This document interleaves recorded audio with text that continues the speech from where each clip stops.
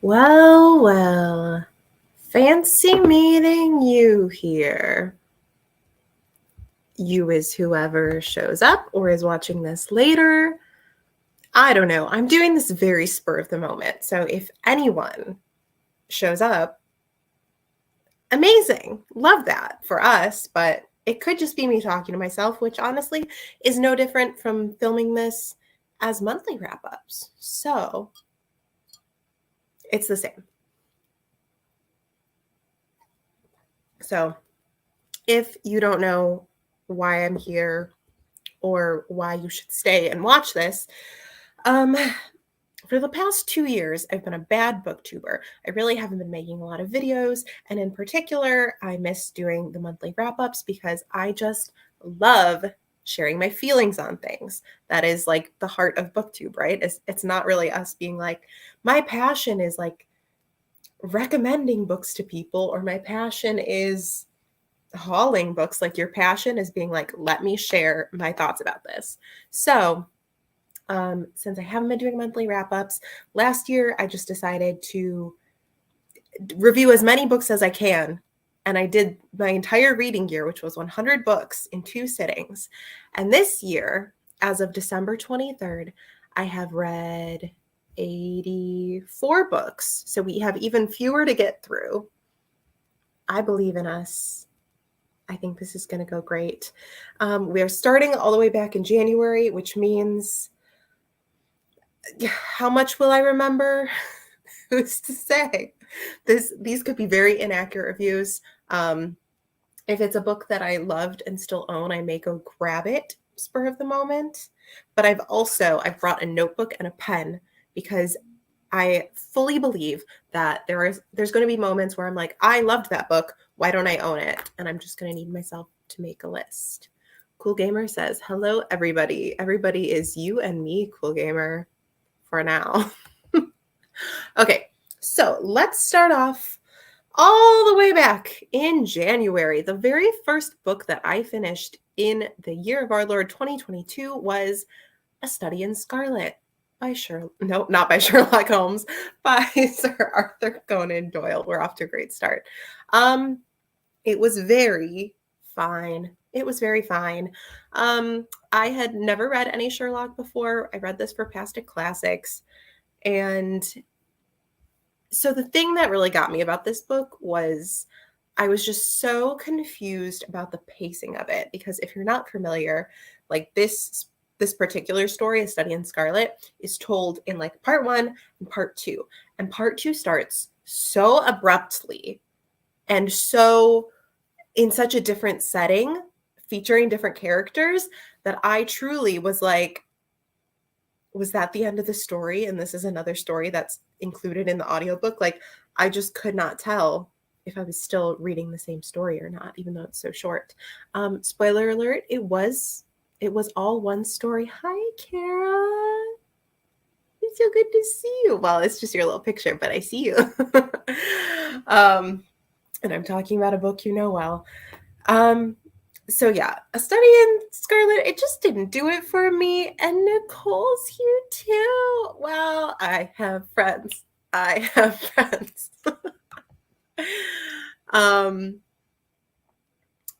A Study in Scarlet, it just wasn't it. It was an interesting foray into the world of Sherlock, who is a character I want to appreciate because I love the Enola Holmes universe so much. I think we'll talk about that later.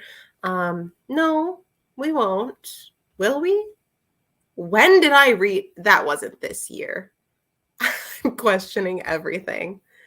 I did not read that this year. No, that was last year. Okay, we're not talking about Enola Holmes at all. Just ignore me. Oh, wait, I did read the graphic novel. We are going to come back to my girl. Okay.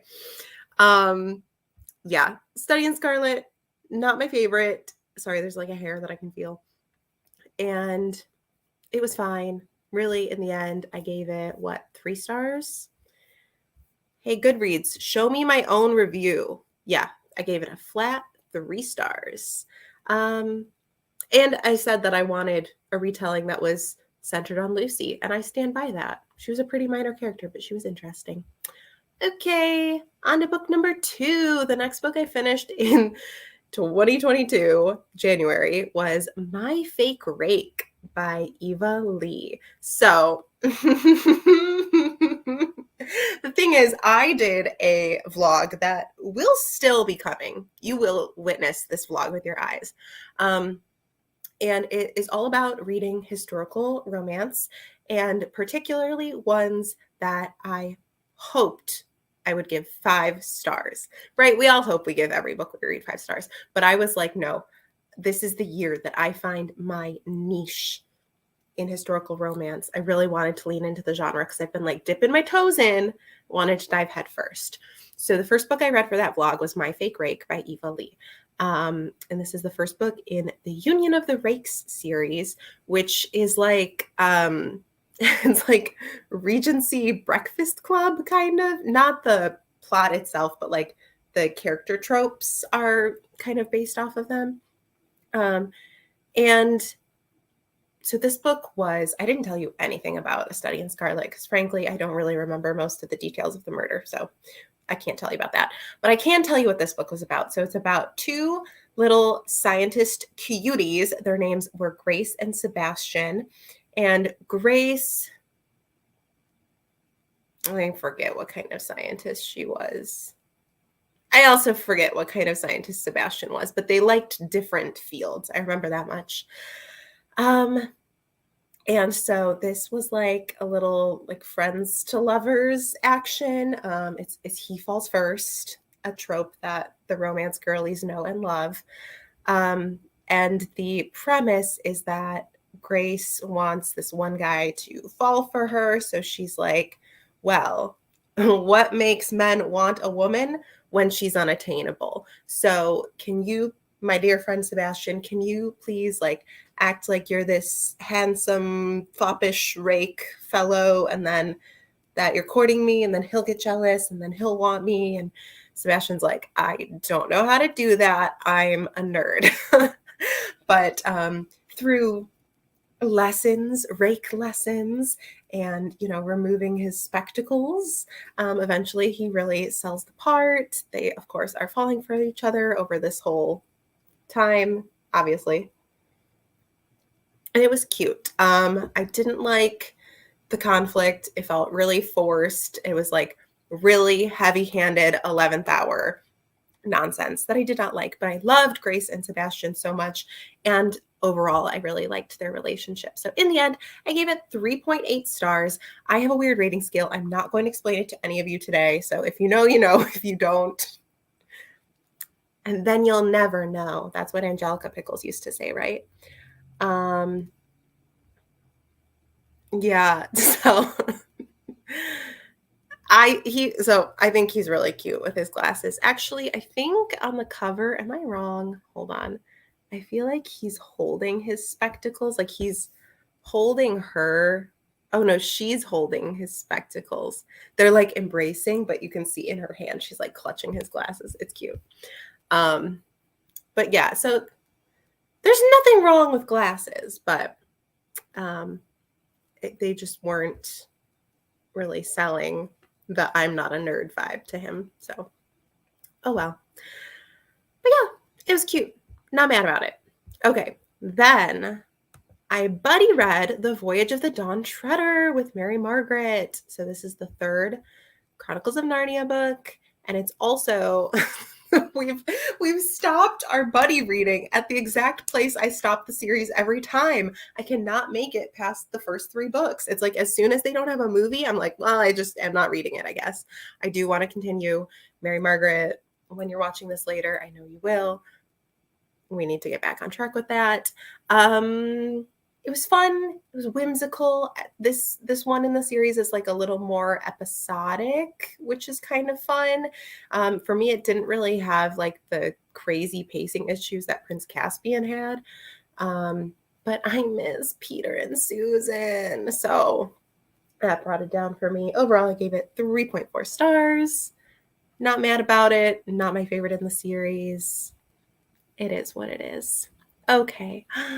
See, here's the first one where I'm like, I gotta put this on my list of ones that I actually need to buy. So I read A Galley of Anatomy, a love story by Dana Schwartz. I hate, okay, sorry. The new Goodreads, this is not the time for this rant, but the way the book covers are so big, great. I love to see the book cover nice and big, but then I have to scroll halfway down the page just to see anything useful. Okay, let me just make myself a note of Anatomy. Anatomy. Great. And I, spoiler alert, I just got, not just got, but I do have the galley for the sequel, which I didn't know I didn't know it was going to exist. But I have it. I'm going to read it in January because I read this one in January, so I thought that was cute. Okay, so Anatomy, a love story. I digress. It is a Gothic historical fiction about, wow, I'm so glad I write character names in reviews. Bless my heart. About a girl named Hazel who wants to become a surgeon and a grave robber named Jack. And oh, they were really cute. I liked their romance a lot.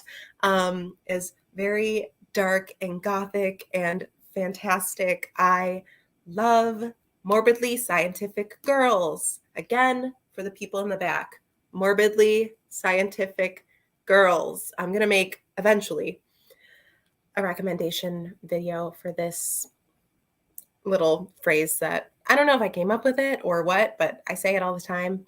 And it's a good little trope. A girl who likes science, but like gross science, surgery, dissection, and what's it called when they're dead and you gotta autopsy. That's not it, is it? Am I making what am I saying? Yeah, that's what it is, right? Yes, autopsy. I really questioned myself for a second. Like those kind of scientific girls. I love them. So that was Hazel to a T. This book has like a fun mystery, lots of twists and turns, got my heart racing, both for romantic reasons and like edge of my seat reasons. And overall, it was cute. The ending, I did shed a tear. I cannot tell a lie.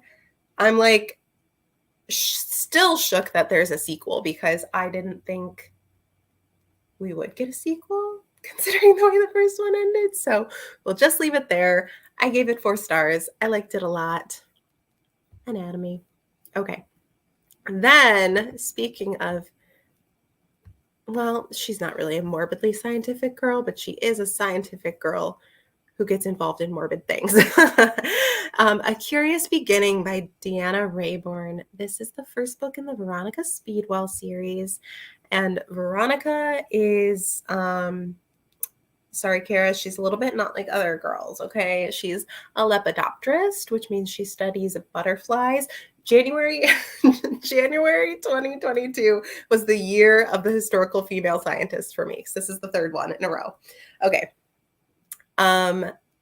And she very early in the first book, this is not spoilers, this is just like the premise of the book. There is someone who like breaks into her house and she's like, oh my God, they're coming after me. And this man comes and he's like, quick, come with me. And she's like, I don't know you, but I have to trust you because the other people are literally like after me, right? And these guys are creepier, so I'm going to trust you even though I don't know you. And then she gets whisked away. She gets put in the care of another man, a man who is rugged and handsome and also scientific. And also, I love him. And then they have to solve a mystery. I've said it once, I've said it twice, and I'll say it in every review for the Veronica Speedwell series. Really doesn't matter to me what kind of mystery she solves. I'm solely here for the tension between her and Stoker. And that's all it takes, really. I gave the first book 4.2 stars. I had a really fun time with it. Just thinking of Stoker now delights me. That's all. Okay. Then Fantastic Classics book in January. Sherlock, we read A Scandal in Bohemia. Why does this say by Ronald Holt? Who is that? Goodreads, what? Oh, he's the adapter by Arthur Conan Doyle. Okay. I was like, who's Ronald? So, hey, where's my rating? Hey, Goodreads, you want to show me my review? Hey, Goodreads, why did you sign me out? The disrespect. Okay, well, I liked this one more than A Study in Scarlet. I can tell you this. So, A Scandal in Bohemia follows Sherlock. Well, kind of. I mean, it is still one of his mysteries, but he's like, what, the Prince of Bavaria or something? Why am I still signed out? This is so rude. I logged in, I clicked it again, and it's like, bye, you're signed out. Sorry. And he's getting into this little scandal here, and he's like, Sherlock, I need you to help me out with this. And this is the Sherlock story that introduces the character of Irene Adler, who's an icon, a legend, someone I had no choice but to stan. So let me Scandal in Bohemia. Is he the Prince of Bavaria, or did I make that up? Oh my God. Okay, it literally refuses to show me this page that's signed in, so forget it. It's not worth it.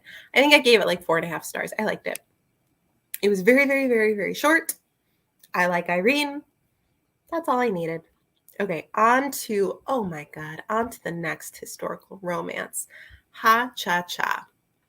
Scandalous Desires by Elizabeth Hoyt. So this is another one I read for that vlog, and it's very interesting because this time I did not start at the beginning of a series. I went right to book 3 because I'm a rebel. This book is about, I almost choked. Hey, what's your name? Silence. Wow, I forgot her name is Silence. That's intense. So, okay, let me set the stage for this series. It's a lot. So it's in the town of St. Giles. It's like this, it's a little bit like the slums, right? There's a wrong side of the tracks, if you will. And in St. Giles, there is this like orphanage that is run by a family. And so this group of siblings is who runs the orphanage is like the people who this series kind of follows. So Silence works there with her brother Winter, who we'll talk about again soon.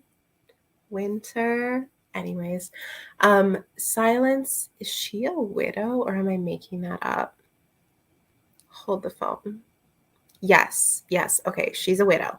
So what happened was, once upon a time, there was a river pirate. I just choked myself up yelling that, named Mickey O'Connor. And so he, there was like this weird exchange that he and Silence once had that like didn't do great things for her life, okay? But he comes back into her life, and he's like, hey, that baby you're taking care of, I think her name's Mary. He's like, yeah, this baby, it's actually my baby. I'm her father, and I want her. And she's like, well, you can't take her. Like, I'm the one who raises her. So if you're taking her, you're taking me too. And Mickey's like, okay. And so Silence is like on this pirate ship, and she does not belong there. Let me tell you what, she does not belong. But the tension, so good. The like bonding between them, and then there's a baby. She's like a toddler, but really delightful stuff. I'm so pissed that I can't just see my review. Hey, Goodreads, I'm signed in. Why do you think I'm not? I don't know what to tell you guys. Okay. So I gave it 4-ish stars. I can't tell you my exact rating because Goodreads is evil. Oh, wait. That time it worked. Well, what the heck? Okay, great. I gave it 4.2 stars. There was some, I'm going to tell you, there was some really cringe stuff in this book, okay? Mickey, he's a pirate and he talks like a pirate, like a cartoon pirate. So you have to like read his dialogue in like an Irish accent or else it sounds so cringe and terrible. It just is not good. But I was charmed. Mickey wooed silence and the book wooed me. And I will definitely be reading more Elizabeth Hoyt, particularly in this series. Have I already read one more in this series? Yes, I have. We'll talk about it later. Should I tell? No, we'll get there. We'll get there. Yeah, Kara, it was really bad. It was bad. It was like me instead of my, like, yeah, like Y-E, like yeah, instead of you, which like out loud with an accent sounds fine, but when you're reading it, you're like, yo ho, a pirate's like, for me, not great. Oh my God, look at this. Can you believe I read Shakespeare this year? I can't. Feels like I didn't. I read The Merry Wives of Windsor by William Shakespeare. This is a comedy. It's not my favorite comedy. But see, the thing is, this comedy it features Falstaff, who's a character in some other Shakespeare plays, and I hate him so much that theoretically I really like this play because I love people who also hate Falstaff. So that's nice. But it was like such a convoluted way to stick it to him, you know? It was a lot. So it's like these two wives, but there's others. I can't even describe this play. I've only read it the once. It was fine. I gave it 3 stars, just a plain 3 stars. I don't have strong feelings about it. Yes, here for the Falstaff hate. He's the worst. Who likes him? I don't understand. Okay. And then I read Cuckoo Song by Frances Harding. Kara, this was because of you, obviously. Wow, what a story. So this one took me by surprise. This this book, it's really something. Okay, so I don't know if she's considered middle grade or YA. I feel like she kind of toes the line. And this is one of her historical works. And it's about this girl named Triss who wakes up, and Kara's hyped here. Oh, wait. The feminism dating Falstaff pipeline. Yes, let's celebrate her. So this girl named Triss, she's like very delicate, and her parents really like shelter her. And she wakes up after an accident, and she's like, something is not right. She's very Miss Clavel, right? She's like, something feels off. And she's very hungry. She has this voracious appetite. In fact, she's so hungry that she starts eating things that are not food. Ew, right? And when she cries, her tears are cobwebs. And her sister is like really suspicious of her. And she's like, I don't know what's going on, but I need to find out. So this story is a journey, a creepy journey with twists, turns, found family, actual family, sisters. What's her name? Violet. Violet's my favorite character. We can't get into Violet because I feel like that goes into spoiler territories, but I love Violet. And so yes, she has to find out the truth about what happened to her. Why is she so weird? What? And also I'm putting Cuckoo Song on the list of books that I liked this year that I don't own that I should get on with buying. Okay. Ooh, almost dropped my pen.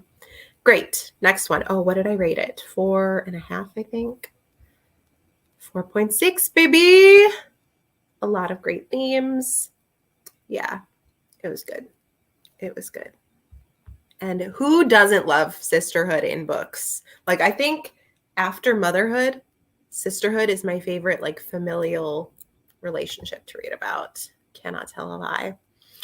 Okay, on to our next historical romance. Oh, sorry. With Cuckoo Song, we crossed the threshold into February, by the way. Welcome to February. Yes. It's like, it's important, you know? Like, once you read it and you love it, it's like, well, I have to own it. Why don't I own it? It's an important thing. And that's what I'm trying to get to generally, eventually, once I condense my physical TBR. Kara, I'm going to DM you later about our little challenge we're doing.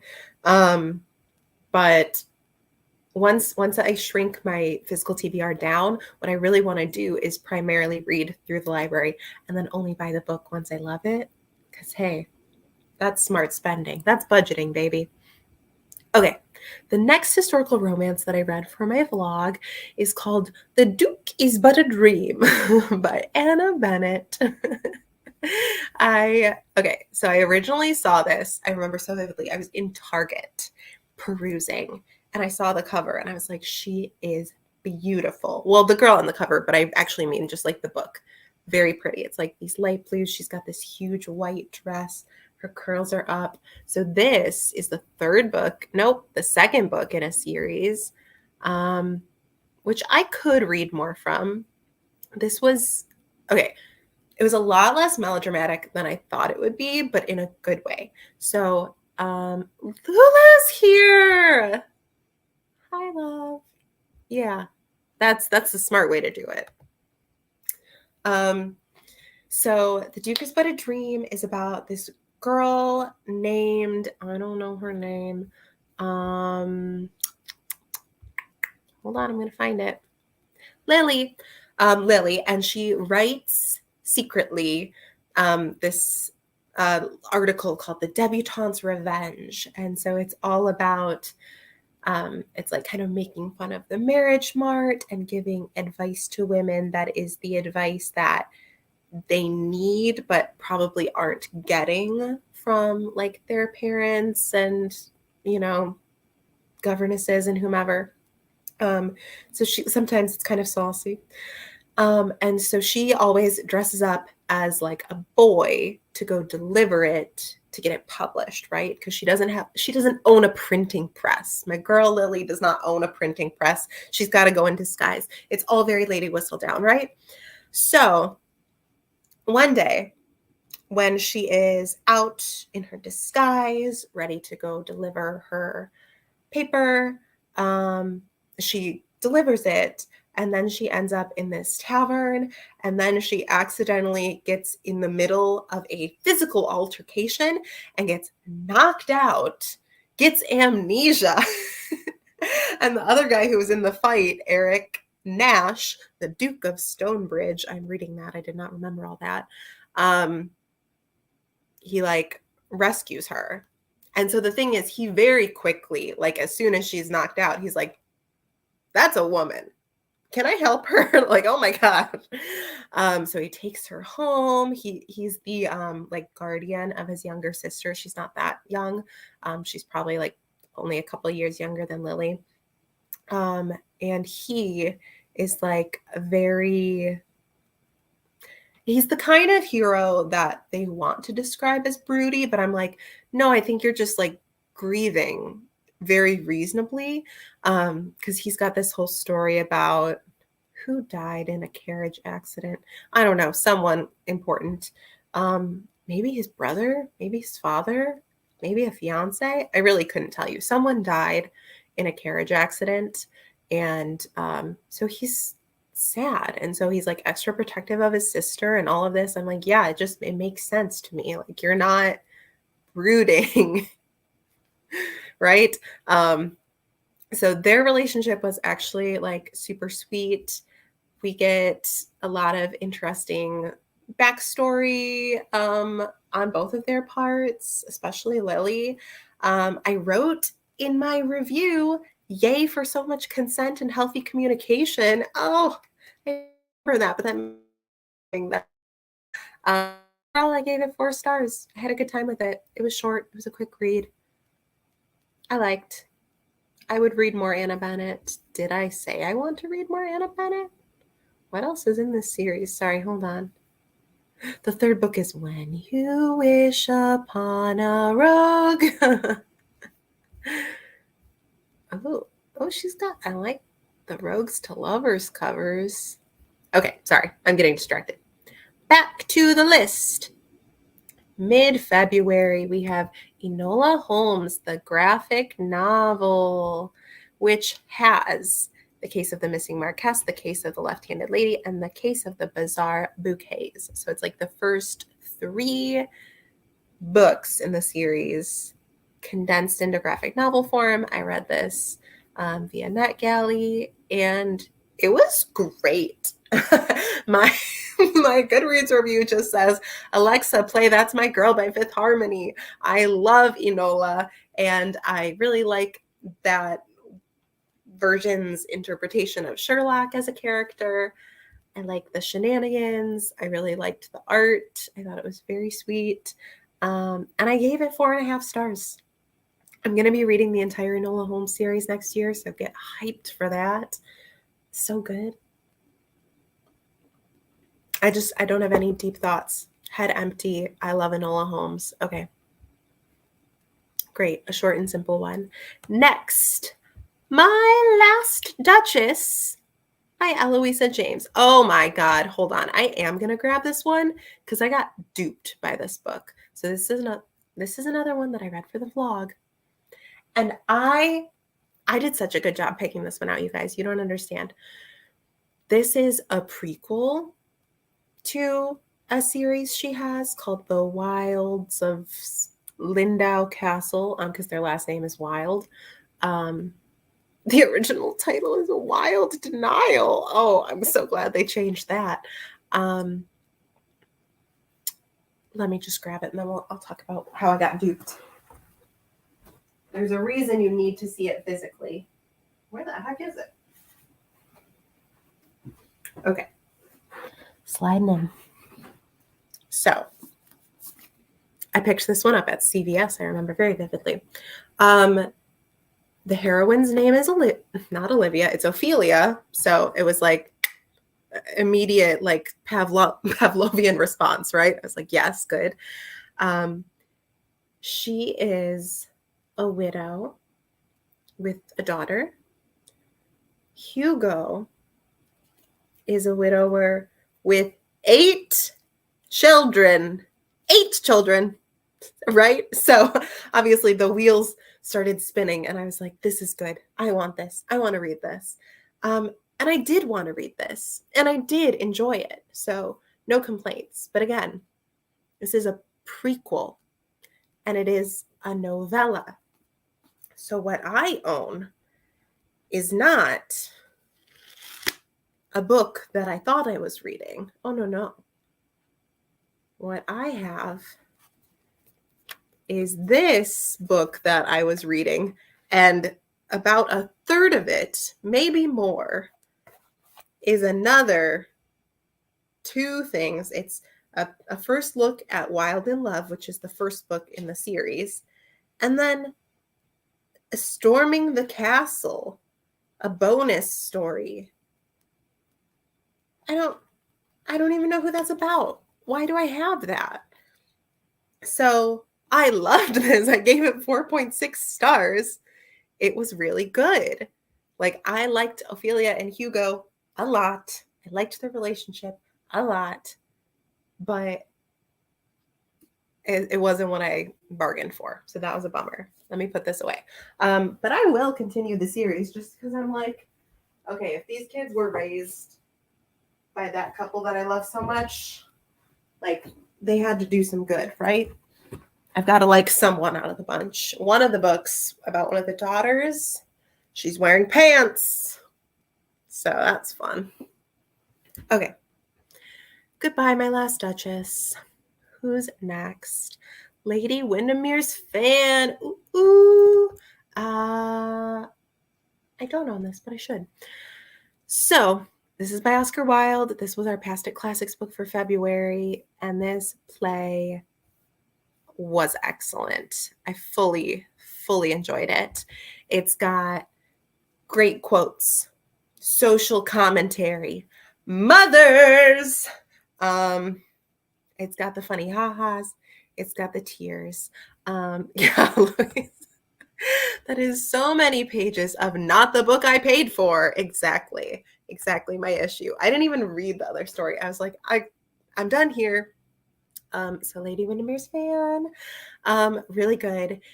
I don't want to say too much about it because it's a play. It's so short, but it's about this aristocratic wife, Lady Windermere, and she's got this really like strict moral code, but then things start happening where this woman shows up and she's like, why are you affiliating with my husband and what's going on? And there's lots of secrets that get revealed and lots of very, very interesting, again, twists and turns. It was a good play. I liked it a lot.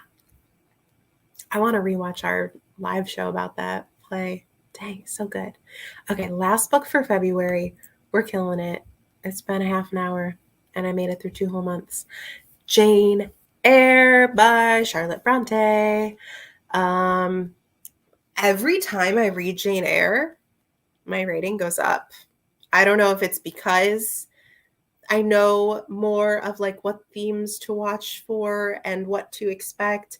I don't know if it's just because it re-solidifies that like I am Jane in so many ways. And so I'm just like, I have to support my girl. She's just like me, right? And I really do like the writing, okay? I got some beef with Charlotte, but this book is good. The first time I read it, 3.6 stars. When I read it in 2020, have I been reading it every 2 years? That's kind of cute. 4 stars. And then I gave it 4.6 stars. I liked it a lot. If you don't know what Jane Eyre is about, I don't know what to tell you. Read it. It's a classic. Okay. Then not only do we go into March, we go into wow, this is out of Julia's comfort zone. And Nicole has the opposite problem. You bring your rating down every time. I think every time you reread it, you send some of your appreciation for it my way. And so mine grows and yours diminishes. So the first thing that I read in March or finished in March was The Poppy War by R.F. Kuang, which Lulu, you told me at one point, I can't remember like what you said specifically. You were like, I think you'd like the characters. I don't think you'd like all the battle. And you were right. Were you the one who recommended this to me for 12 Friends, 12 Books? I can't recall. Please tell me if you were. This was a journey. So the Poppy War is like a historical fantasy. We've got, you know, the traditional like unlikable female main character who I didn't hate her.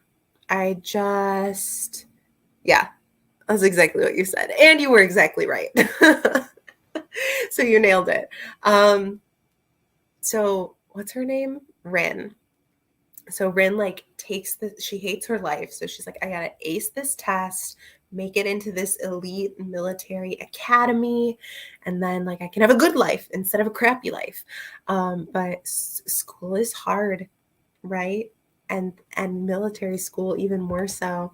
So yeesh. But what's her best friend's name? Lisa, please tell me, what is his name? My sweet, sweet boy. What is his name? He was my favorite character. If I do continue the series, it's only going to be for him. I will admit, I have read spoilers for the rest of the series because I just needed to know what happens to him. And yeah, oh, baby, baby. I love him. Such a sweetheart, such an angel. He doesn't even belong in this book, in this world. I don't know how he got there. He's in the wrong place. What did I write? I wrote, my favorite character survived, and the last line was epic, so I'm not really too mad. However, I really, really preferred the school plot to the actual war. True. So the second half was a steep decline in interest for me. That's 100% it. I really liked reading about when she was in school. I really did not like reading about the war. I remember when I was still keeping track of my books via spreadsheet, there was a column for content and trigger warnings, and I just put, oh my God, all of them. Because if you can think of any awful or sad thing in your brain, it's in that book. Like, Rebecca did not hold back. She wrote the worst things I've ever had to listen to. So it's a lot.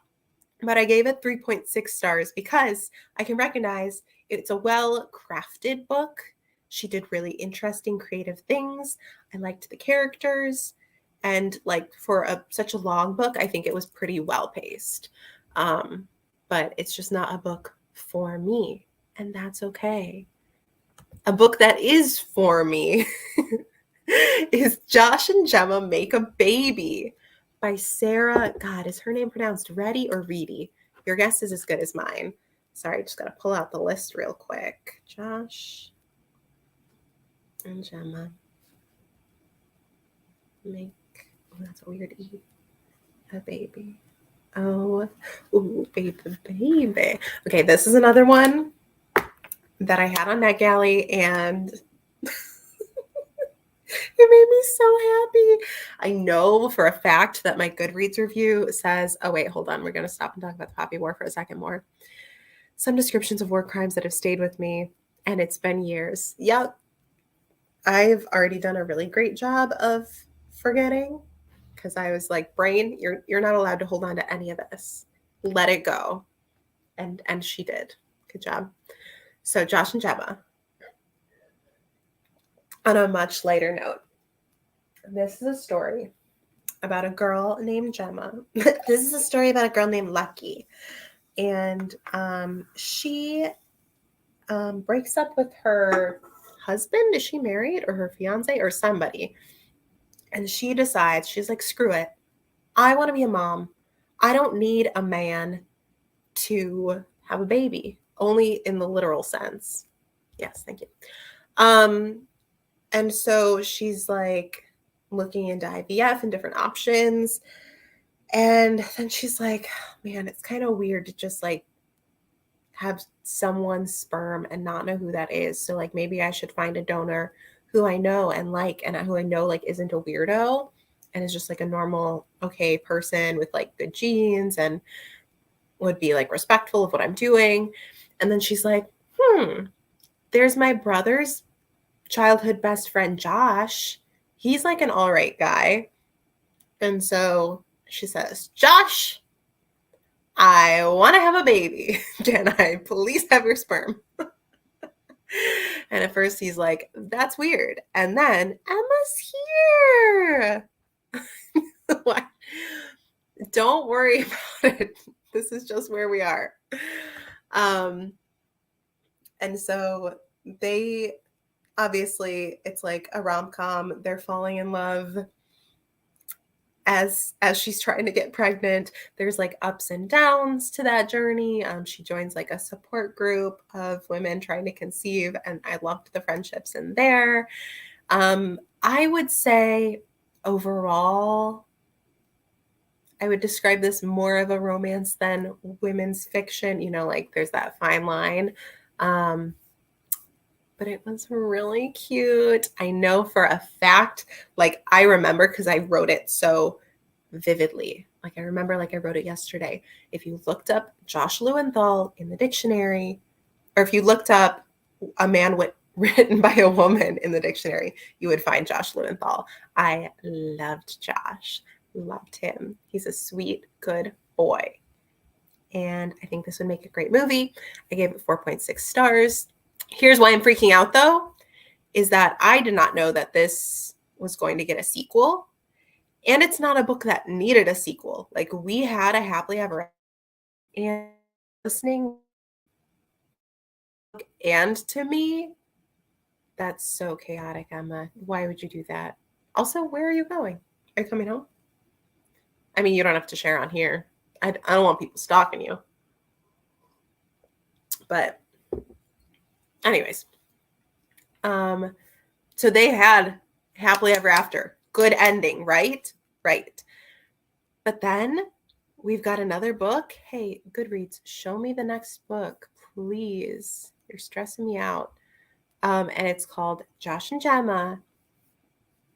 What are they doing? Josh and Gemma, the second time around.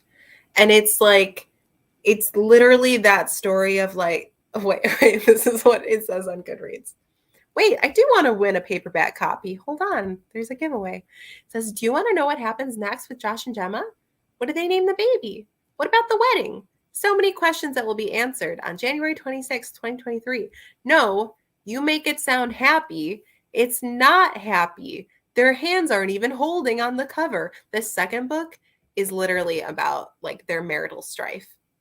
It's like, are they going to be okay? And I'm scared. I'm so scared. Yeah, Kara. Like, I don't know why. I care deeply about what they name the baby. Were you not here when I talked about her fertility struggles, Emma? There is baby. We know baby. The point of first book was baby. Yeah, okay, listen to this. Gemma Jacobs has life figured out. She's upbeat, positive to a fault, and master of her own destiny. She has a wonderful, blah, blah, blah, blah. Her life is wonderful, absolutely perfect, except what really comes after the happily ever after. Josh Lewenthal is laid back, fun-loving, and finds the humor in life. He writes a wildly successful, spoilers. I can't wait to marry Gemma, the woman of his dreams. His life is terrific, amazing, except what happens when everything changes? Suddenly, Josh and Gemma's lives are turned upside down, and their love and their future together are at risk. Why do I want to read this? And I already got approved for the galley, so like I have to suffer. And exactly, I would care, even if it wasn't the point of the first book. Anyways, I didn't read that last year or this year, but that's Josh and Gemma Make a Baby. I need to own it. Okay, then the piece de resistance, A Raisin in the Sun. Reminds me of Roman's book has several epilogues. We only need one. Yeah, the one is great. That's all I need. I was just content at the end of the book. I mean, spoilers, it's like when he proposes to her and I was like, we're happy. We're fine. Everything's good. And now this. Okay, but A Raisin in the Sun by Lorraine Hansberry, a masterpiece, 5 stars. This was a reread for me. I'm burping. It was another Past to Classics one. And it's just so good. I love A Raisin in the Sun. If you're not familiar, it's a play about a Black family in I think originally it's set in the 50s, but you can kind of, I think people get creative with it sometimes. And there's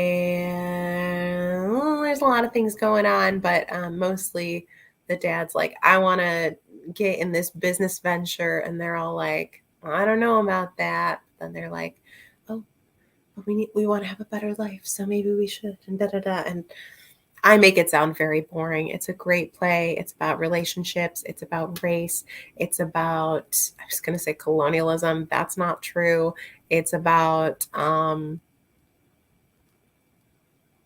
so many important things. I love that play. That was not well spoken at all. Okay. On the opposite side, we also read Clybourne Park, which I hate. And I can't explain why I hate it so much. I think I love A Raisin in the Sun so much that I'm like, this did nothing for me. It just felt lazy. It didn't work for me in any sense of the way it could have. I felt like it needed to stick to one of the two acts. Yes, exactly, Nicole. I want to reread it every day, personally. Gentrification, that's what I was looking for when I was talking about colonialism. Jesus. Some people think Clybourne Park is a satire, and if so, it was very unfunny and very uninsightful. And those are two things that a satire should not be, in my opinion. And A Raisin in the Sun has like such beautiful writing. It makes me cry at multiple parts of the story. And then Clybourne Park is just not that. It's just like so clipped. And I think, well, I know Kara can attest that it's much better to watch performed than it is to read. But I'm also someone of the opinion that a play should still be good even if you read it and don't see it. Because I can read Romeo and Juliet and give that 5 stars. I don't need to see it. I know that's good. And Clybourne Park did not do that for me. And spoiler alert, it's my lowest it's my lowest rated read of the entire year. I gave it 1.8 stars. 1.8. 1.8. Oh, but now we're getting into that good. Okay. This is the last book that I read for that romance vlog. I'm gonna spoil this vlog so hard right now, but it's gonna be worth it for the journey when you watch me go and read these books later. The Earl Takes All by Lorraine Heath. Hold it right there, folks.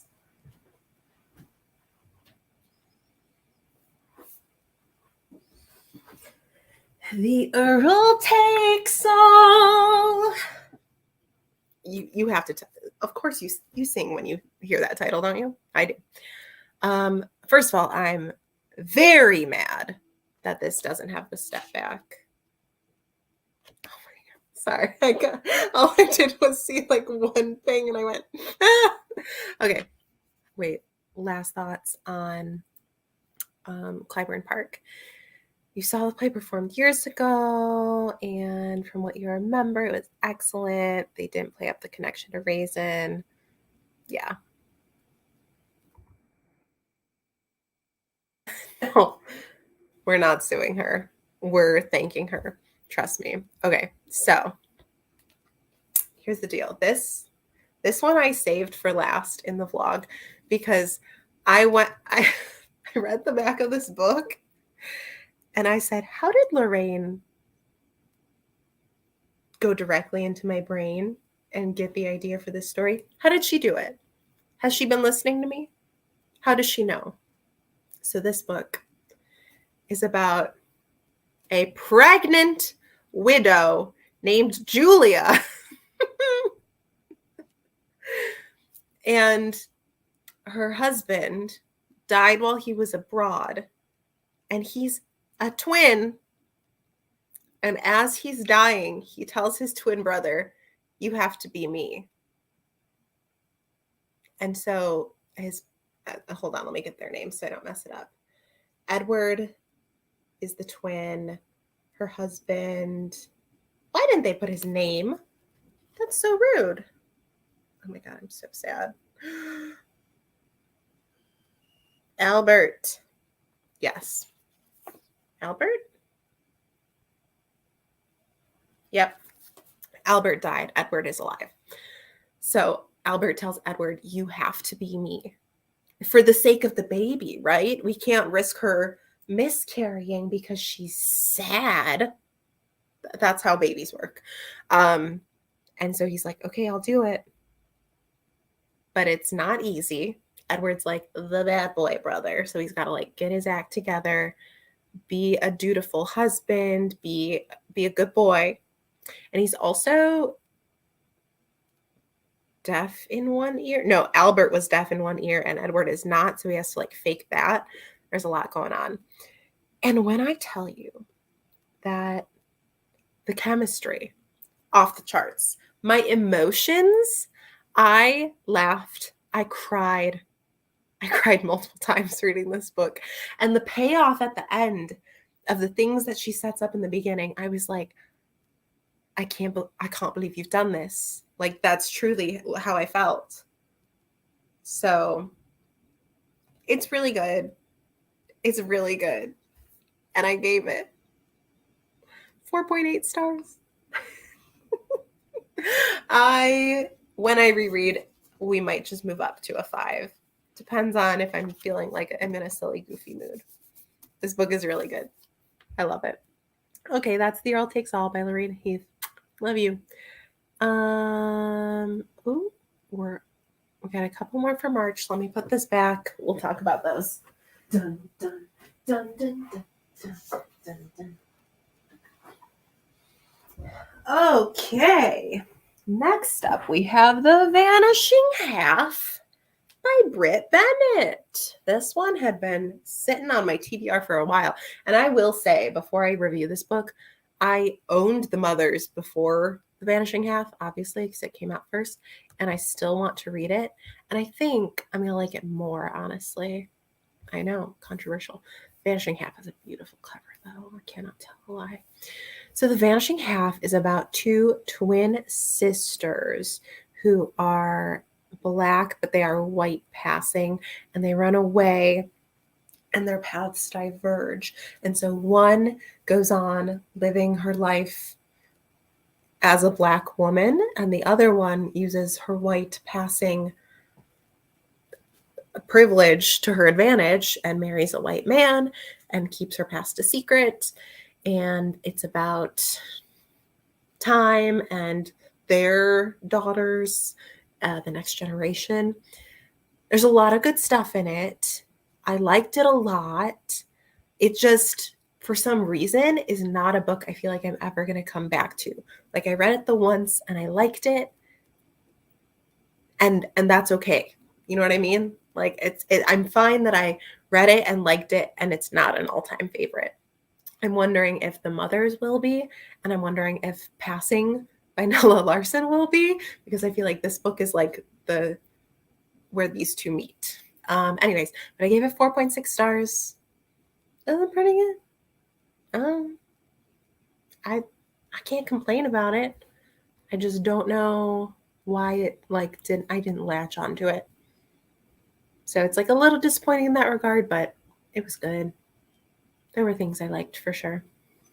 Okay, then I reread The Giver by Lois Lowry, one of my favorite books of all time. See, yes, Passing. Exactly. I feel like Passing is going to deliver with what I wanted The Vanishing Half to be. If that makes any sense to you. Giver is one of my favorite books of all time. I reread it because I annotated it for Lulu. Did I send that to you yet? Or is it literally just sitting in my house? Dana's here. Hi. Welcome. Louisa, please tell me. Because I feel like I didn't send that to you. That's so dumb. I'll send that out to you immediately. Not immediately. There's a winter storm. Can you guys hear the wind, by the way? The wind has been like... It's loud for me. Anyways, The Giver, it's impeccable. Oh, I did not. Oh, maybe because I'm waiting for you to send me the Song of Achilles. Is that why? No, I think I'm just lazy. I will send it out to you. Anyways, it's so good. So it's a middle grade dystopian book about this boy named Jonas. Oh my God. It's my favorite book of all time. What's his name? Jonas. It's Jonas, not Jonah. I don't know why Okay, anyways. So Jonas, in this society, everyone when they turn 12 gets an assignment for the job that they are going to have to contribute to society. Okay, Great. Thank you. Thank you. And so when it's the ceremony and all the names are calling out and they're going in the order that they always go for every year for the ceremonies, they skip Jonas and he is freaking the freak out. He's like, oh my God, I've like failed somehow. Me from like what's and then, sorry, you probably thought we made a mistake. We don't make mistakes. We're perfect. We meant to skip Jonas because he has a special assignment. Lulu, sorry, I'm like spoiling this very juicy beginning twist for you. And they're like, Jonas is going to be the new receiver of memories. And everyone's like, ooh. And Jonas is like, ooh, what's a receiver of memories? So he goes to this man, the old receiver, who's now the giver. See how that works?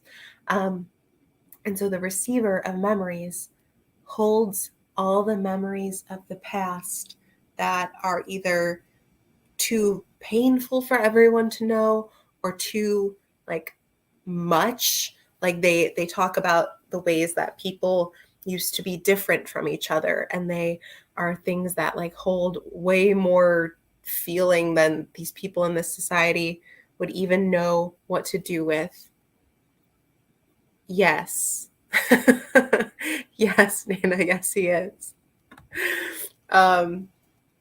And so Jonas is going to receive all these memories and hold on to them for his community. And when I tell you, this book makes me cry every single time, I mean that from the bottom of my heart. She's not in an attic. I don't know where you got the attic, but she's in it. Sarah's here quickly to say hi. I'm talking about how The Giver makes me cry. And yes, it's emotional, it's powerful, it's so good. It's so good. So that's The Giver. And I gave it 5 stars, obviously. I'm obsessed with it. Goodreads review says, Lois Lowry has had me in an emotional chokehold since I was 10. And it's true. Then, oh my God, April, Kara and I buddy read Still Star-Crossed by Melinda Taub. This was a reread for both of us. And the first time I read it was also a buddy read. How cute is that? Kara, you never read The Giver? You have to read it. It's so good. So The Giver is 5 out of 5 to me. Gathering Blue, the sequel, is also very near and dear to my heart. I also reread it this year. I'll tell you what my rating was shortly. And then Sun and Messenger are the other 2 books, and I've only read them each once. So I'm very curious to see how I feel rereading them and also what your thoughts would be. Actually, is it Messenger and then Sun, or Sun and then Messenger? Doesn't really matter. They're not a chronological series. Anyways, yes, speaking of an emotional chokehold, so Still Star-Crossed is a retelling of Romeo and Juliet, obviously, and it is about Benvolio, and there's so many stupid ways you can pronounce her name. I usually go with Rosaline. You can say it however you want, and it's darn good. I'll tell you what. It's got enemies to lovers. It's got Benvolio, who I'm obsessed with. It's got disguises, plots, intrigue, mystery, tricksters. It's got romance. It's got it all. I gave it 4.2 stars. I do really like it overall. It's just not like my favorite book of all time, but it is a very good book and a strong Shakespeare retelling. Found out Melinda Taub finally has another book coming out next year, and I literally almost cried. Oh my God, I remember this realization on your part. Wait, what is the book? Hold on. While we're here, let's just click her little name. The Shocking Confessions of Miss Lydia Bennet. That's even better, that it's another retelling. How has it been so long since she's written a book? That's wild. Still Star-Crossed was published in 2013. She waited 10 years. 10 years to publish another book. Kara, I'm so sorry because you're out here waiting 10 years. And meanwhile, I'm sitting here with Kiersten White, who has like 3 books coming out next year. So sorry. Oh my God. We don't even need to grab it, but we do. And you'll know why. The next book I read. Come here, darling. This absolute game changer. Gods of Jade and Shadow by Silvia Moreno Garcia. I'm obsessed. See, I also loved the show. Kara did not. Well, I didn't finish the show, if I'm being quite honest. I'm bad at watching TV. Shows are really cute. I loved the casting. Yeah, time is an illusion. Time is not real. Dana was the one who told me to read this book. So I read Mexican Gothic last year, and I was like, good author. I think I'll read more from her. I already owned this. I already owned a couple others. We'll talk about some more of them soon. Yes, literally, like, no one understands. After reading this, I was like, okay, favorite author status cemented. Doesn't matter that it's only her second book that I've read. And Lulu, you're also the one who told me about Mexican Gothic. So, like, you get credit here too. This book was everything. I laughed. I cried. Most importantly, I yearned. Oh, I yearned. It's probably this one. I loved it. Spoiler alert, this is a 5-star book. So Gods of Jade and Shadow is about a young girl in 1920s Mexico. Not a young girl, she's a young woman. And her name is Cassiopeia. And she is kind of underappreciated by her family. She's like a little bit of a Cinderella figure with them, honestly. And then one day she stumbles upon this box in her grandfather's rooms, and she opens it and she's like, that's weird for this box to be filled with bones, right? And yeah, those bones are like the remains of a Mayan god of death who was put there. And then okay, you didn't have to like it. You just told me about it. And I was like, interesting. I'd like to know more. So just take the credit and shut up. And so because she has like found his parts, but like certain parts from him are missing, like I feel like he's missing like an ear and a finger and like some other random things. He's like, you're going to help me find the rest of my body so that way I can be a god again. And if you don't, you're not going to like it. And she's like, okay, I guess I'm helping you. And it's just, I can't even describe how good this book is. It's got adventure. It's got romance. My new favorite author is actually Carla Kelly. Yes and no. We'll get to her in part 2. I still didn't make a thumbnail, I realized, for the Swiss chard recipes. So I got to do that. But the writing is so good. I love this book. That's why I keep touching it, so everyone knows how much I love it. And it might be controversial. I really loved the ending.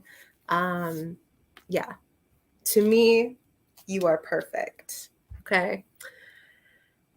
That's Gods of Jade and Shadow. I didn't explain it at all, really, but that's okay. Let's put it back, and then we'll talk about the next book that I read, which is actually short stories. Wow. When do I read those? Almost never. Okay. Squeeze, squeeze, squeeze. Hello. So, next up was another galley that I read, A World Full of Nature Stories by Angela McAllister. And this is a book of 50 folk tales and legends that all have to do with nature. So it's like spirits of weather, stories about animals, myths about like the creation of an island or a waterfall or what have you, stories about seasons. And I just enjoyed it. There, oh my God, Carrie, you just read this? Yes, so lovely. And she's got like a ton of books like this. So I'm hyped to read more of them. But it was just so dear. I liked that it was a really good mix of like really short stories and like longer ones with like a couple pages, beautiful illustrations throughout. I loved that there were so many stories that I had never in my life even heard of. It was great. I gave it 4.5 stars. Really sweet. Would highly recommend gifting that to a child in your life and reading it if you're not a child. Then I read a middle grade book called Not Your All-American Girl by Wendy Wanlong Shang. And the cover's so cute. This is a really, really short book. And it is about a girl named Lauren, and she's half Chinese and half Jewish. And so her school is doing this musical, it's a musical. And she auditions for it. She's a really good singer. And her best friend is like, oh my gosh, you're going to get the lead. You're such a good singer. But the thing is, the play is set in the 1950s. I think it's about the invention of the hula hoop, if I remember correctly. And so their teacher is like, well, I gave the part to your best friend because she just has that all-American look about her. And Lauren is like, this is BS, and we all know this. Like, I sang better. I should be the lead. So it is a story of many things. It's about her strained friendship. It's about the production of the play. It's about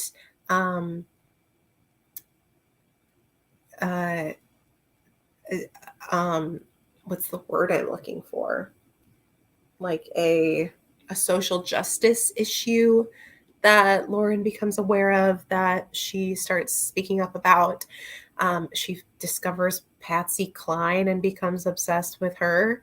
There's a lot of things going on, but I really enjoyed it. I liked all the different aspects. It came together nicely, even though it was a little busy. Like, there were a lot of subplots. And her theater teacher was the worst. I hated her. But overall, it ended up good. I gave it 4 stars. A sweet story. Okay. Then I read, wow, a poetry collection. Who am I, you guys?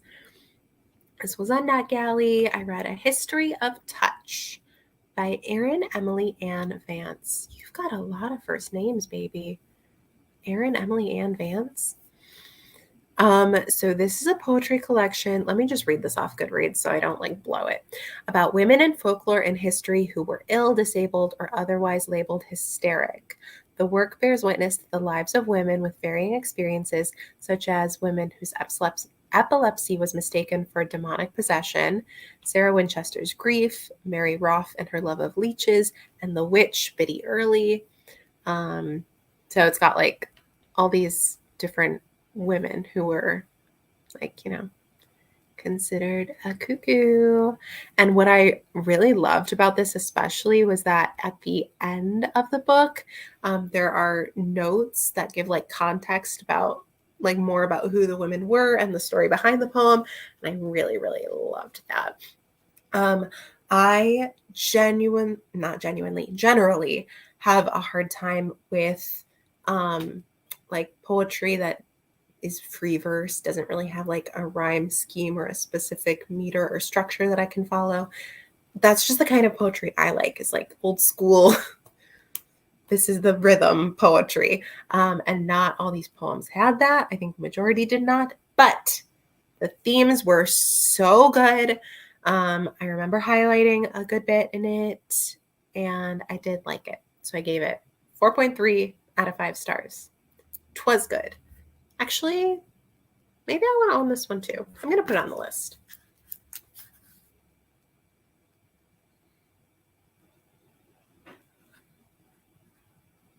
And if I still have access to my galley, then I can look at it and decide if I'm sure I want to own it. Okay.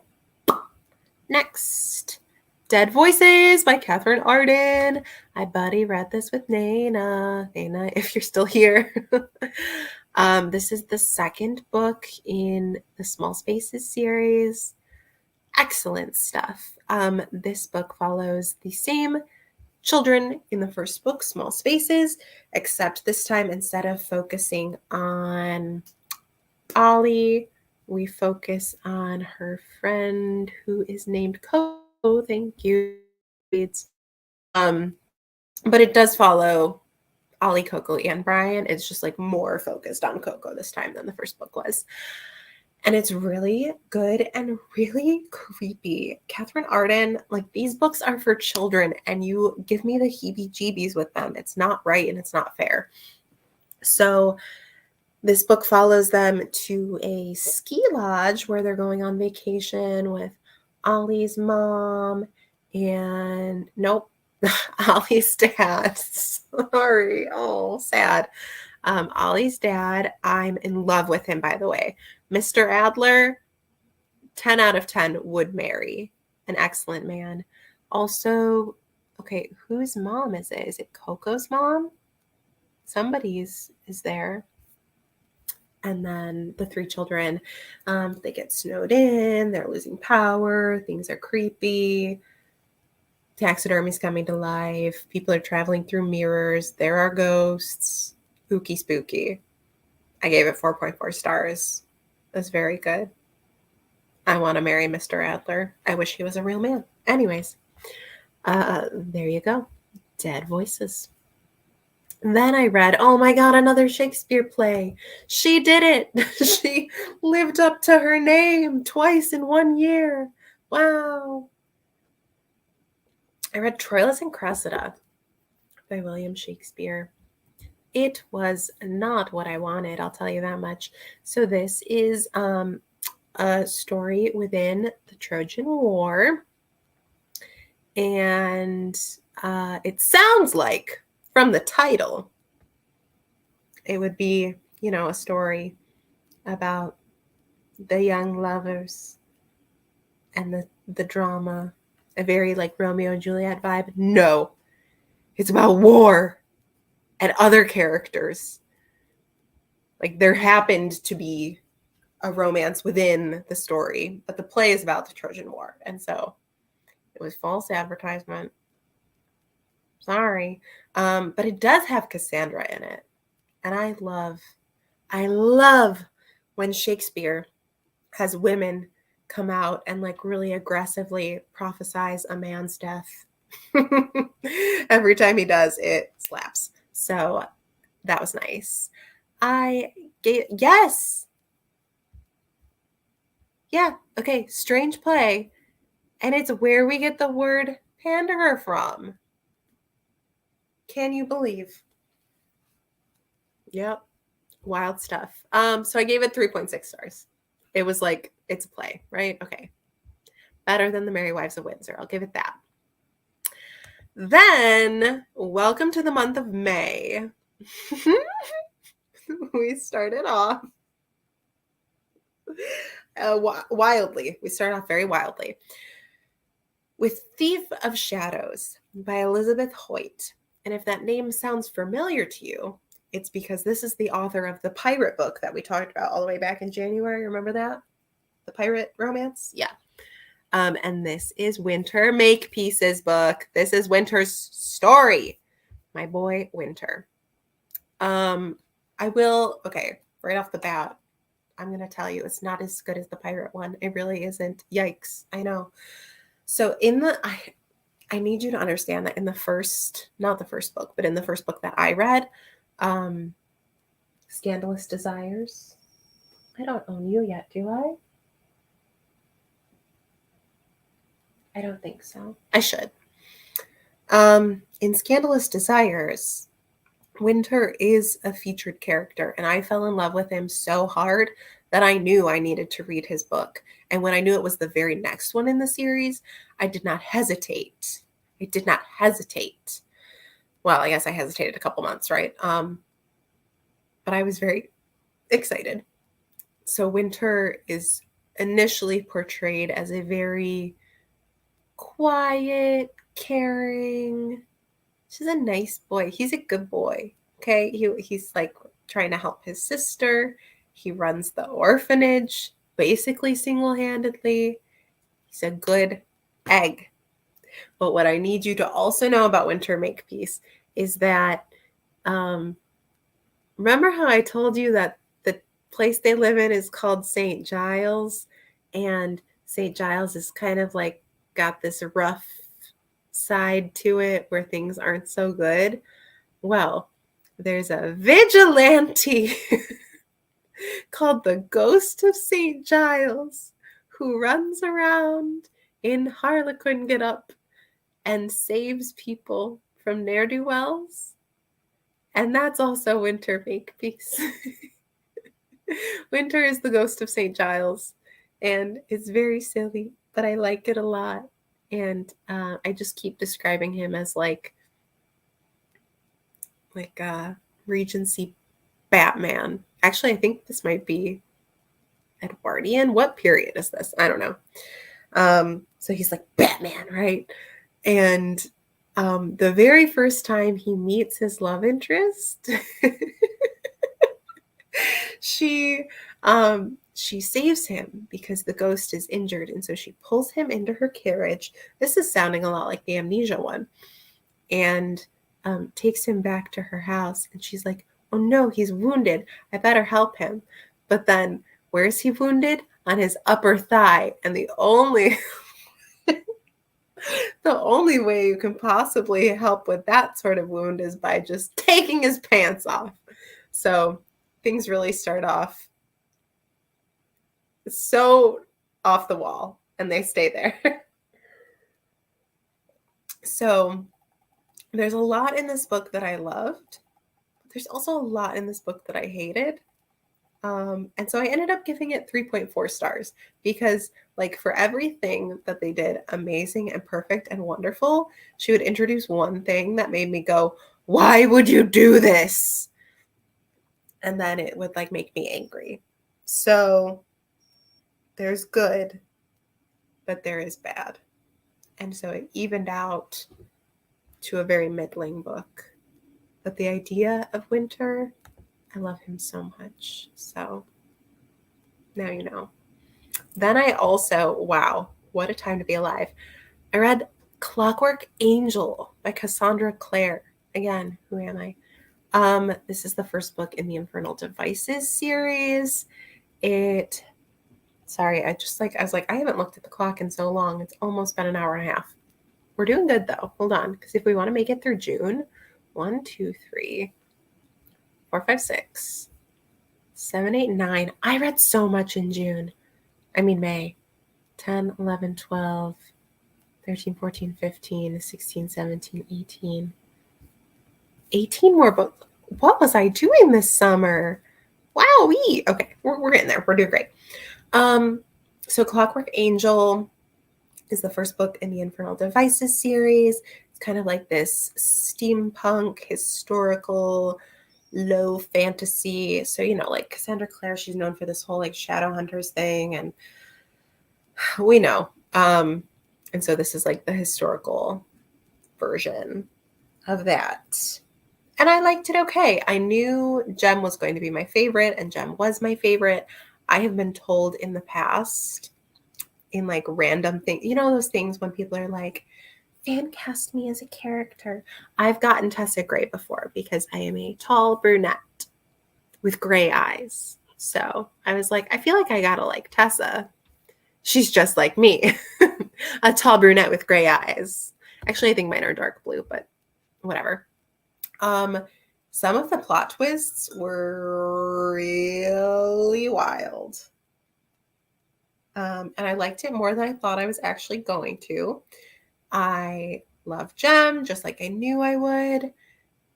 I gave the book 3.6 stars. It is not a new favorite, but, oh wait, Kara's saying something. No, I'm not surprised you preferred Gem. Gem is a delight. I mean, I guess for you, maybe I'm like a little bit surprised. I didn't dislike Will. I just think Will needs a lot Low-key making me realize I can't sum up my taste in fictional love interests.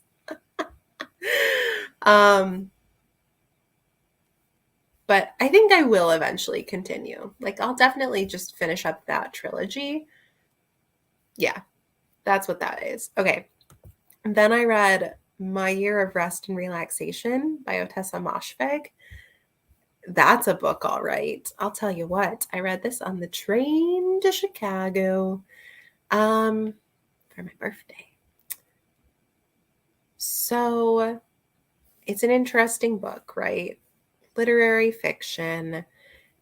The main character, actually, you know what? Let me pause and just like read my review. So the main character is like a waspy 20-something in New York. I think she lives in New York. Yes, she does live in New York. And sorry, I got distracted because there are notifications on my phone. And she just wants to like tune out, which I can deeply relate to. I can see why this book has been recommended to tourists, because I too would love a year of rest and relaxation. I'm not willing to drug myself into a stupor to do it, but if I could do it by flipping a switch, I bet I would. Anyway, so this is what I wrote on Goodreads, and I stand by all of this. What a horrible, delightful, surprisingly moving, and disgusting book. It's really hard for me to pin down my thoughts on this one because they're so divided. Some of the writing was the most gorgeous, annotation-worthy prose I've read, and that was contrasted with things that were perverted and grotesque for seemingly no reason. Shock value? Likewise, I love mostly how the book ended and where things eventually ended up for our main character, but the journey there was so meandering and confusing that I felt my interest growing and waning throughout. I will definitely try this author again, but this particular book was a mixed bag for me. I gave it 3.4 stars. Again, there were some beautiful pieces of writing in there. I saved quite a few quotes, but some of it was nasty, and I didn't want to read that. But I do own, which one of hers do I own? I gotta get the title, hold on. Death in Her Hands. So we'll see. What an interesting book. Then I read Lore Olympus Volume 1. Kara, I know you've got thoughts about this series. I liked it. I wasn't mad. I gave it 4.5 stars, honestly. I didn't think I was going to love the art style, but then when I was like within it, I did like it. I thought it was very beautiful, but also like played into the comedic aspects. I don't typically love like modern interpretations of mythology, but because it's still like a fantastical world with those modern elements, it worked for me. I will be continuing to read it, but I can't promise I'll love everything in it. Yeah, Lore Olympus. It's a graphic novel. It's actually a webcomic too. Then, Kara, I read Bloodwater Paint by Joy McCullough, and this is a novel told in verse about Artemisia Gentileschi, the painter. And wow, so lovely, really beautiful. I gave it 4.4 stars. It just like, it hit the spot. It was like what I wanted. I loved that it was a mix of poetry and prose. That made me really happy because I like prose.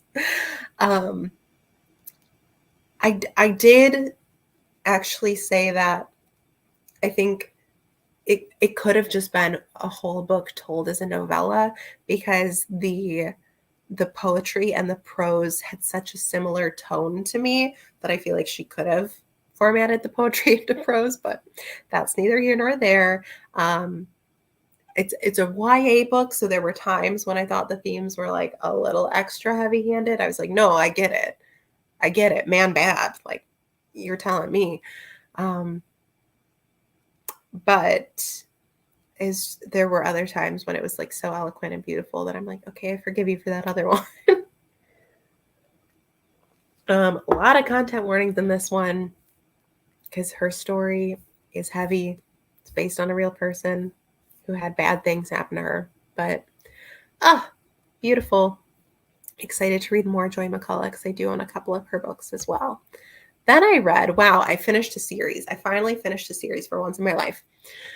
Into the Bright Unknown by Rae Carson. This is the last and final book in the Gold Seer trilogy. The first book is Walk on Earth, a Stranger. I love the first book and the second book, and the third book was good, but I actually don't feel like I need to own it. Like, I didn't love it. Actually, let me just read a review. It's about a girl named Leah who can sense where gold is. So gold, her power is like, she describes it as gold sings to her. So it's kind of like a vibration, I would say. And so this is what I wrote. I do love this trilogy a lot, so it's hard for me to totally critique this book when the characters and the lore are so close to my heart. I think there were a few weak points in this finale. The plot lines of the POC characters, for one, and the slightly sloppy reveal of how the mission was pulled off at the end, but it certainly did not ruin the series for me. I love Leah so much as a main character, and I love her whole the world is not fair, so it's our job to make it fair mentality. I love Leah. I'm ad-libbing now. I love Leah a lot. It was also really important to me that in this book, she had her friends explain to her and also had some realizations of her own that sometimes how you go about helping people is more important than your good intention, because doing so the wrong way can only cause more trouble. Also, the romance. So what I was talking about in that like helping people thing was kind of, she had like a little bit of a white savior mentality going on. And so there were some scenes where people were like, hey, you know what? You're not helping right now. Like, just give it a rest. And those scenes were important and they were good. I thought it was well handled. And I love the romance in the series. I don't want to talk about it too much because I don't want to spoil it. But yeah, Leah's like one of my favorite characters.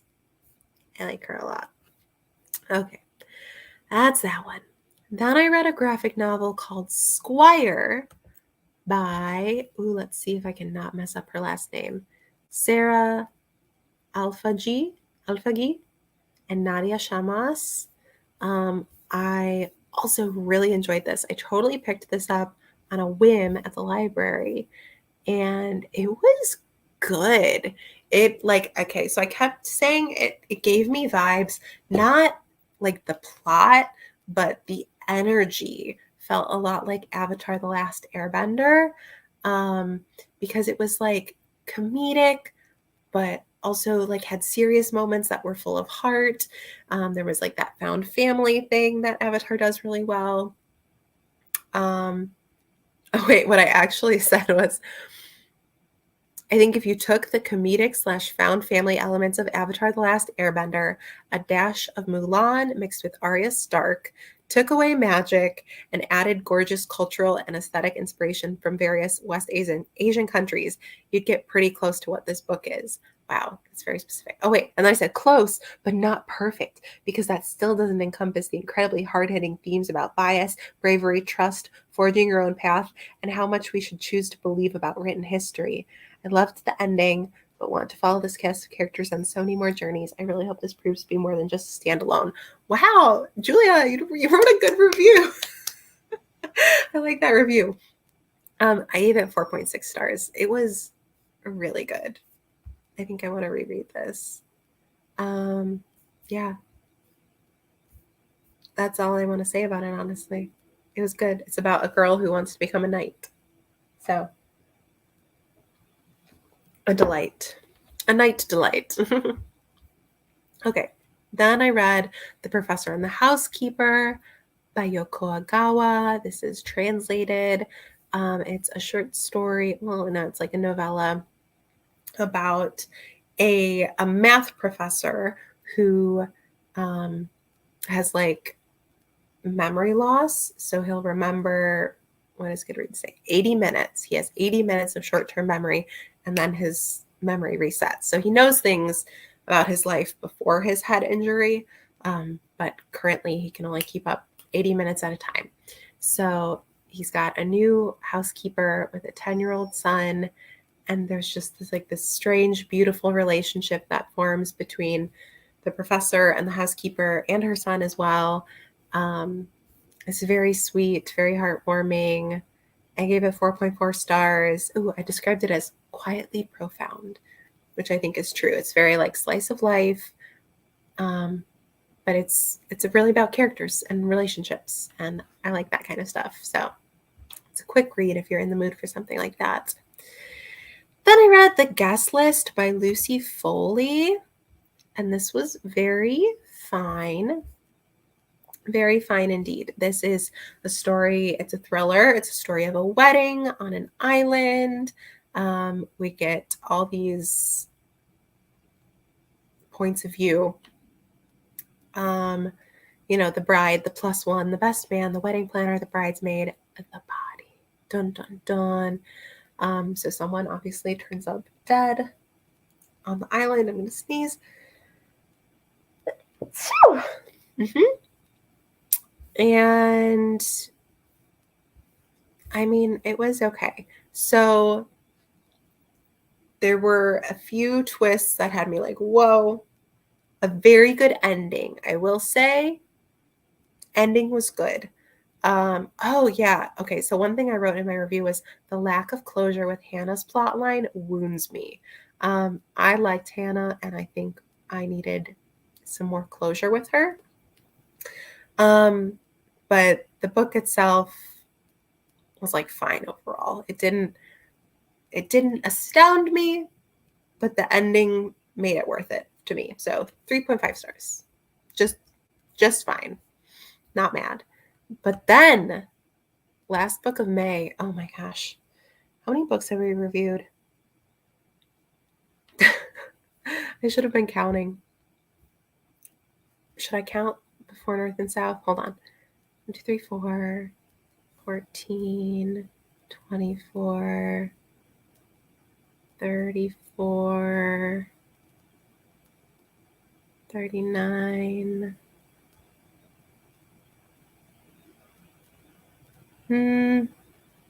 Yeah, I think I should get through June. Okay. We'll finish May and June, and then we'll be done. For now. So I read North and South by Elizabeth Gaskell. Again, this was a Past It Classics book. This book has it all. It's really good.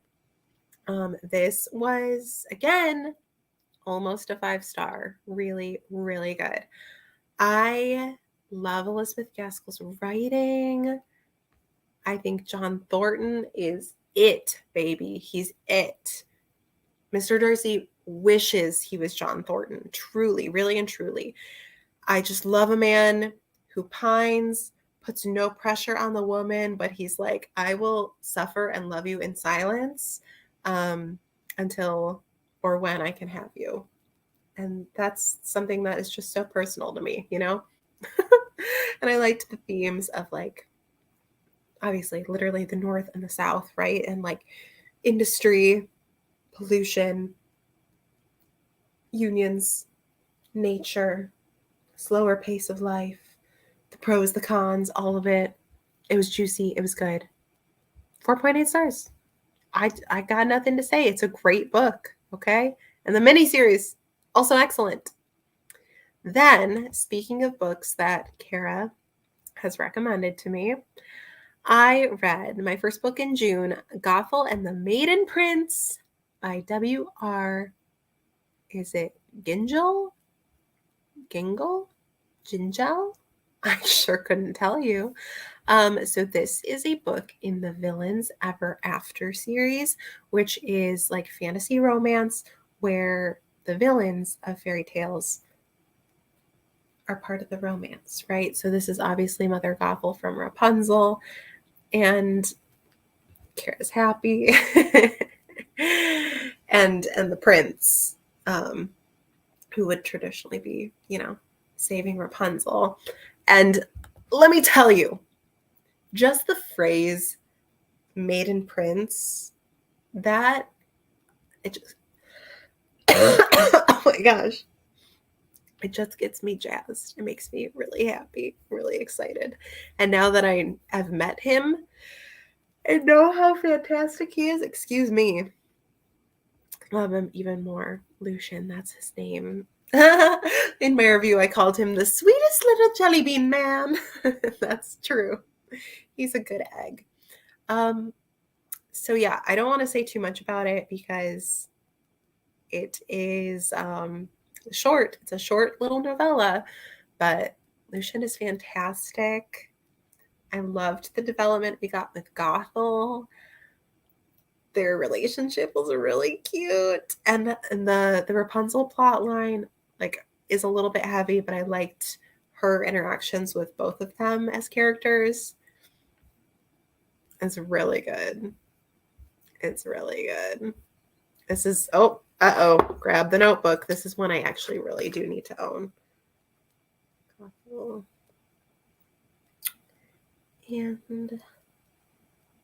And Maiden Prince. And we are putting a star beside her. That's important. Okay, next. We can do this, guys. We're close. Okay, Gathering Blue by Lois Lowry. See, I told you we were going to talk about it. Gathering Blue is the sequel to The Giver, but it is not a direct sequel. It's not about Jonas. It's about a girl named Kira who was born with a twisted leg, so she walks with a crutch. And at the beginning of the book, Kira is now an orphan, and she doesn't know what's going to become of her because in the society that she lives in, like the weak are cast aside pretty much. But she has a special skill for embroidery, and so she is given the opportunity to use that skill. And things come about from there. And this is the one where I'm going to read my review again because I love my review. I said, sometimes a family is two teenage artisans, their adopted children, a dog with a bent tail, and redacted for spoilers. And that is so true. I was so correct to say that. The Giver Quartet just makes me emotional. It gives me hope for the future. And I'm not too proud to admit that. I gave it 4.6 stars. It's really good. Mel gave Gathering Blue 2.5 stars. Hold on. I gotta quickly telling her I'm offended by this review. Please delete. She'll laugh because we're friends. It's not mean. Anyways, that's Gathering Blue. Okay. Then Sarah, I don't think you're still here. I wish you were. I read Well Met by Jen DeLuca. Well frickin' met. So this is a contemporary romance about a girl named Emily who sucks, but also a man named Simon who does not suck at all. I love him. I love him. I love Simon. So Simon helps run this summer Renaissance festival in town, and Emily has not lived here until recently. Her sister got in a car accident and has like a broken leg and I think some various injuries. So she is helping take care of Emily and Emily's daughter because, like she can't drive with a broken leg. So she's just here for a while. She's here for a good time, not a long time. And she gets roped into volunteering, and they initially have a really stupid interaction where she's like, wow, I hate Simon. He's a jerk. And I'm like, he's literally just doing his job and you don't understand anything. I have beef with Emily. But anyways, a romance comes about. The book is good. I gave it 3.8 stars, but it's only good because Simon is a perfect man and Emily doesn't deserve him. And Emily kind of sucks in many ways. I'm not going to lie. I skipped the second book in the series, but this is one I am going to continue in the series. It's the dumbest hate to love setup of all time. She gets mad at him for saying, please fill out a form properly. Like, we have to acknowledge that's so dumb. That's his job. Whatever. Okay, then we have another Pastic Classics book, The Nobility and Excellence of Women and the Defects and Vices of Men by Lucrezia Marinella. Oh, mamma mia. This is a nonfiction book from the frickin' Renaissance. And it was written in response, like, an whatever this man wrote. And she's like, I'm going to prove this man so wrong right now. And so she wrote this entire thing, which is amazing. And I love it. You gotta take it with a grain of salt in that, like, the time that she was writing it in was a time of, like, the gender binary just being black and white. It's like man or woman. And frankly, when you're reading it, it is just lists. It's so many lists of names and people and examples. Like, it's just lists, but there's some really great quotes. It was a very interesting read, and I love Lucrezia, so I gave it 3.6 stars. Like, it was A for effort. Oh my gosh, you guys, we're almost there. We got like 5 more books. Oh my gosh, and we're gonna end with the best one. This is amazing. Okay, next up, The Count of freaking Monte Cristo. I don't need to grab it, but I do want to grab it just because it's so satisfying to hold up that big honking book that I read. I read it. Why are you signing me out again, Goodreads? Don't do this to me. You know I'm here. You know I'm logged in. Oh my God, this is so annoying. Hold on.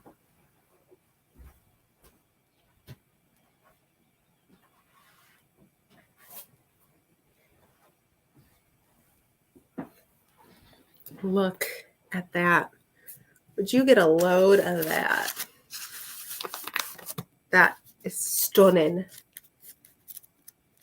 Absolutely stunning. Okay. Count of Monte Cristo. What a tale. Buddy read this with Sarah and Kiara. I can't believe how many tabs. Are you guys like, can you really take in how many tabs are in here? I tabbed a lot. Like, look at this. There's 4 tabs. I opened this. There's 1, 2, 3, 4 tabs on a page. 1 on each page. 1, 2, 3. I went a little feral. These 2 are overlapped. Like, I think I could reread this book, honestly. What a tale. Hey, let me see my review. So the Count of Monte Cristo is about the titular count, right? He's a dude who, how do I succinctly sum this up? He's arrested for a crime he didn't commit. He's not a count at this point. But he gets framed and is sent to jail for a very long time and ends up breaking free, much like Zac Efron.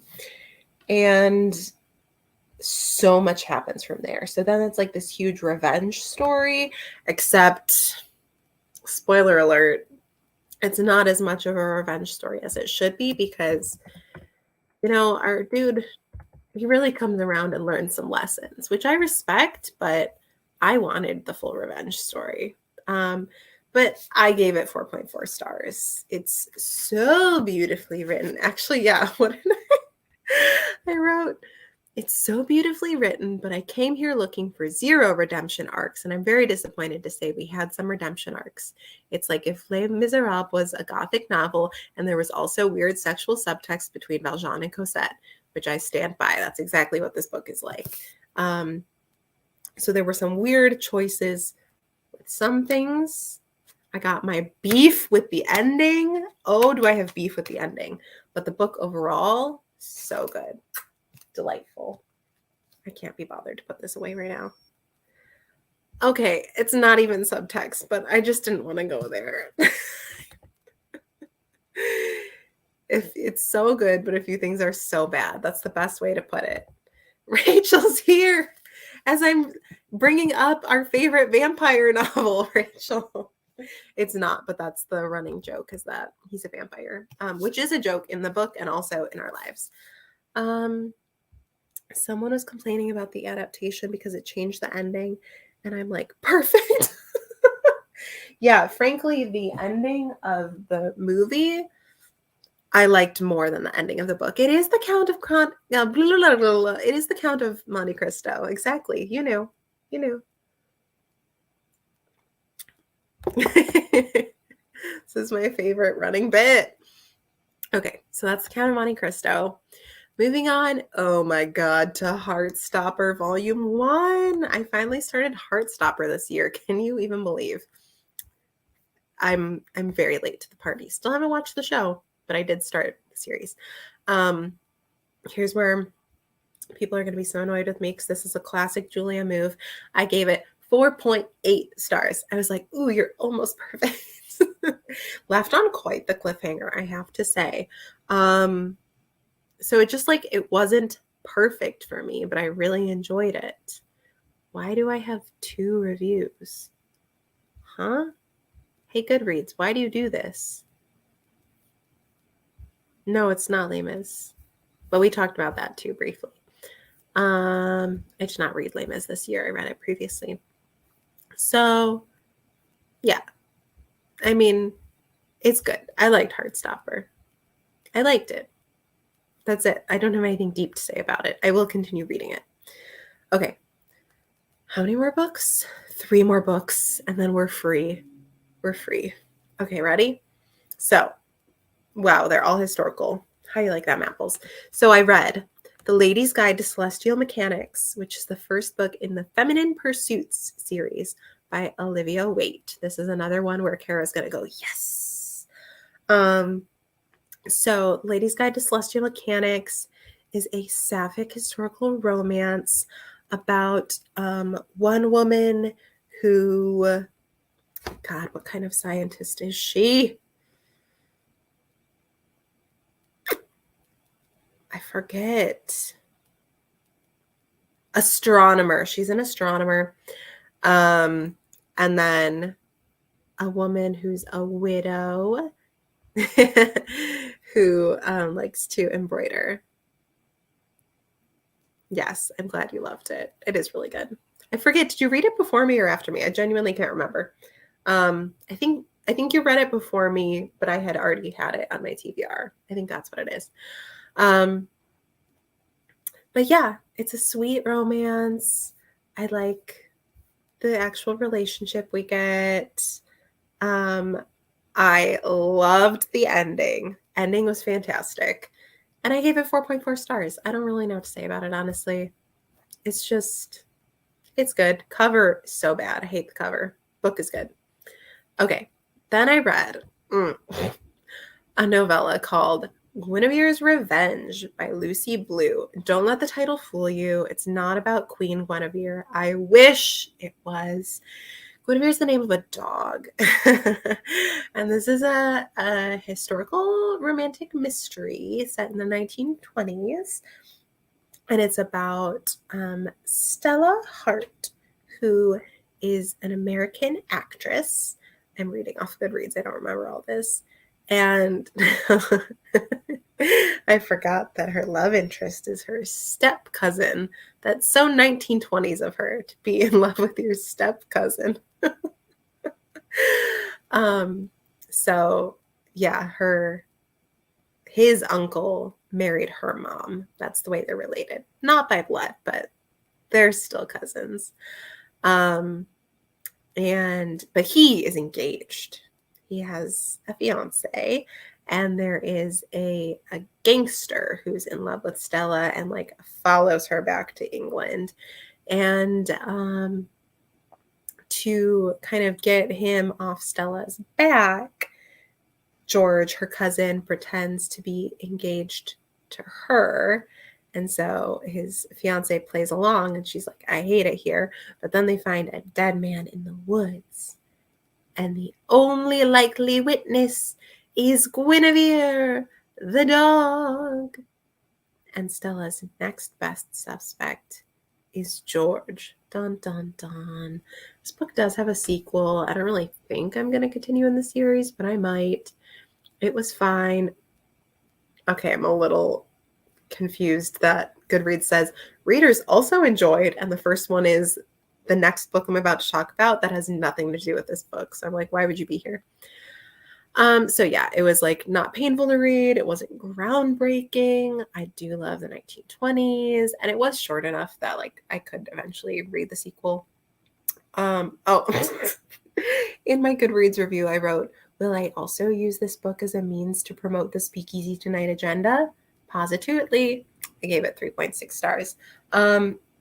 Although Speakeasy Tonight, I think that's what I was talking about with Sarah on our live shows previously. And the app has tragically shut down. I'm literally heartbroken about this. Speakeasy Tonight is everything to me. And if anyone is curious about it, go on YouTube and watch someone's playthrough because there's playlists. I would recommend either doing Neil, Cliff, or Vince's storylines personally. Oh, okay, cool. I didn't know that. So that was Guinevere's Revenge. And the last book we're going to talk about for June of 2022, I'm going to go grab it to build suspense. And I'm going to put away the Count of Monte Cristo. Look at that beautiful boy. Okay. Oh no, my notebook. I dropped it. I hit it with my sweater and I dropped it. What else is new? All right, come here, gorgeous. Here, bookie, bookie, book. Where are you? Where is it? Oh gosh, okay. It was on a different shelf than I expected. Dun, dun, dun, dun, dun, dun, dun, dun, dun, dun, dun. Oh, look. Sylvia Moreno Garcia, she's back. Did I give this book 5 stars? You betcha booty I did. Okay, this is a beautiful one. This, I mean, I'm just going to tell you guys right off the bat, this is no shock. This and Gods of Jade and Shadow are going to be in my top books of 2022. They're just so good. So this one, I keep describing this as like if Carrie by Stephen King was not scary and was like it had the sensibilities of Pride and Prejudice. That's what it is. So our main characters, God, what are any of your names? Nina, Hector, oh my God, Luke.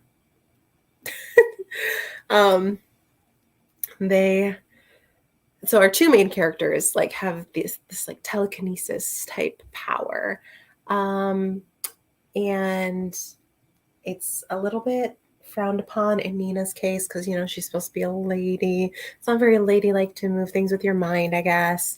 And she's just like young and impressionable, and she really becomes infatuated with Hector, who like has the same power as her. But what she doesn't know is that Hector was previously engaged to her cousin, and he still has feelings for her cousin.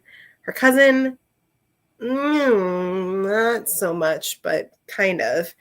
And it's just like such a juicy love triangle.